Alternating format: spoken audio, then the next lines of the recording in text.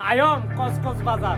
দেশের অন্যতম জনপ্রিয় কন্টেন্ট ক্রিয়েটর রিপন মিয়া, যিনি রিপন ভিডিও নামে সামাজিক মাধ্যমে পরিচিত। তার বিরুদ্ধে উঠেছে গরিব মা বাবা ও স্ত্রী সন্তানকে অস্বীকার করার গুরুতর অভিযোগ। মঙ্গলবার এক বেসরকারি টেলিভিশন চ্যানেলে একটি অনুসন্ধানী প্রতিবেদন প্রচার করে। সেখানে রিপনের মা বাবা সরাসরি অভিযোগ করেন, খ্যাতি পাওয়ার পর ছেলে তাদের পরিচয় দিতেও লজ্জা পান। রিপনের মা প্রতিবেদনে বলেন, খুব কষ্ট করে ছেলেকে মানুষ করেছি, কিন্তু এখন পরিচয় দেয় না।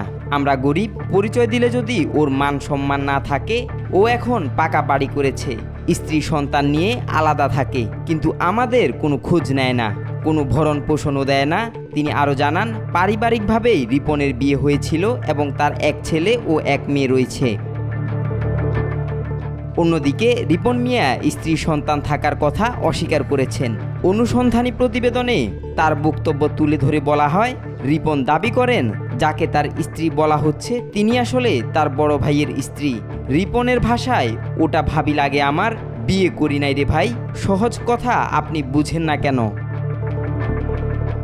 এই ঘটনার পরদিন রিপন মিয়া তার ভেরিফাইড ফেসবুক অ্যাকাউন্টে একটি পোস্ট করেন।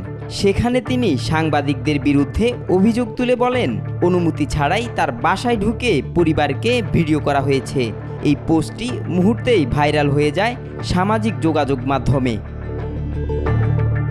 এদিকে রিপনের বাবা বলেন, প্রথম দিকে ছেলের ভিডিও তৈরিতে তিনি নিজেই সহায়তা করতেন, কিন্তু পরে রিপন তাকে বাদ দিয়ে অন্যদের সঙ্গে কাজ করতে শুরু করেন।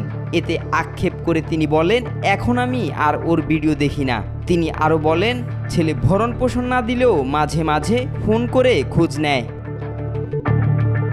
মা বাবা ও স্ত্রী সন্তানকে অস্বীকার করলেও ছেলের জন্য মায়ের ভালোবাসা আজও অটুট। চোখের পানি আড়াল করতে করতে রিপনের মা বলেন, আমাদের আল্লাহ যেভাবেই রাখছে রাখুক, সে বড় হয়েছে, আরও বড় হোক, এই দোয়া করি। কিন্তু প্রশ্ন থেকে যায়, কোন খ্যাতি এমন যার ওজনে মায়ের কষ্ট বা বাবার চোখের পানি চাপা পড়ে যায়?